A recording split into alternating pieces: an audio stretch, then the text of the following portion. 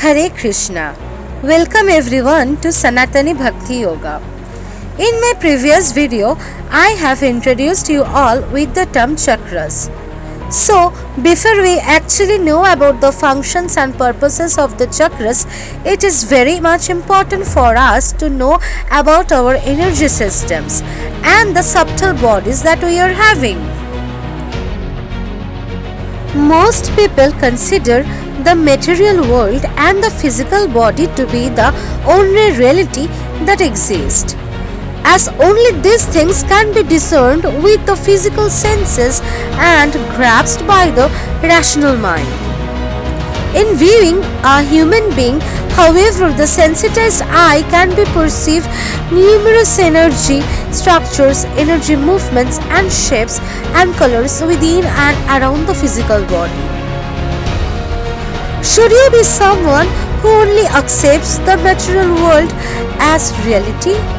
Please consider what happens to the energy, the vital force which lends life to the physical body and provides it with sensation and means of expression when that body dies. A law of physics states that energy is never lost in this universe. It is merely transformed. The power at work behind the body's material appearance with all its functions and capabilities consists of a complex energy system without which the physical body could not exist. The system of energy consists of three basic components: the subtle bodies or energy bodies, the chakras or energy centers, the nadis or energy channels. In this system, the nadis represents a kind subtle network of arteries. The term nadi is Sanskrit and means a pipe, vessel or vein. The function of a nadi is to transfer prana or vital energy throughout man's subtle energy system. The Sanskrit word prana may be translated as absolute energy. In the Chinese and Japanese realm, this universal life energy is called Qi.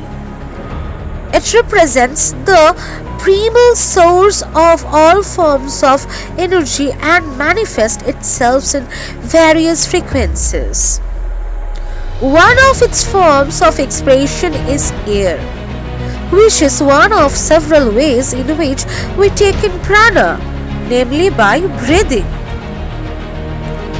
The level of consciousness of every living being depends on the frequencies of prana it is capable of absorbing and storing. Animals have lower frequencies than human beings, and advanced human beings have higher frequencies than those at the beginning of their development. The nadis of one energy body are connected with the nadis of the neighboring energy body via the chakras. Some ancient Indian and the Tibetan text mentions 72,000 nadis. Other archaic writings speak of 350,000 nadis. The most important of these energy channels are called Sushumna, Ida and Pingala, and will be treated in detail in the following videos. The Chinese and Japanese speak of a similar system of energy channels, which they call meridians. The chakras, on the other hand, act as receivers, transformers and distributors of the various forms of prana. Through the nadis, the chakras take up vital energy from man's subtle energy bodies, his surrounding, the cosmos and the basis of all manifestations, and transform them into the frequencies needed by the various areas of the physical or subtle bodies for their sustenance and development. Beyond this, they give off energy into their surroundings. By means of this energy system, the human being is therefore in a state of continual exchange with the powers at work at diverse levels of the environment, the universe and creation. As the chakras operate in close interaction with the energy bodies, the characteristics and functions of these bodies will be explained in different chapters. The individual chakras will be described in detail in 7 chapters in different videos, each one devoted to an individual chakra.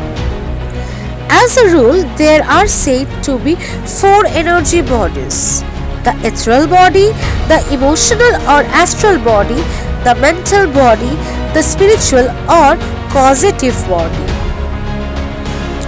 Each of these bodies possesses its own fundamental vibrational frequencies. The ethereal body, which is closest to the physical body, vibrates with the lowest frequency. The astral and mental bodies have higher frequencies, and the spiritual has the highest frequency of all. Each of these bodies resembles a dance of energies within its individual frequency range. And as the human being advances in development, the receptive frequencies rise accordingly. These bodies are the mirrors of consciousness at their levels of vibrations. When their vibrational frequencies rises, they provide the human being with higher forms of vital energy, sensations, and awareness. The various energy bodies are not separate from one another. They pervade each other while continuing to vibrate in their individual frequency range, and someone possessing the capability of seeing them can differentiate between them if his vision is attuned to the specific sphere. If he wants to see the astral body, he will have to tune his vision to the astral sphere. If he wants to see the mental body, he will have to tune his vision to the mental sphere, and so on. In the next episode of Chakra, I will be discussing about the ethereal body. So if you want to know more about chakras, its functions and how it works, then don't miss to subscribe this channel and press the bell icon for regular updates. Also, don't forget to like and share and comment. Take care and stay blessed.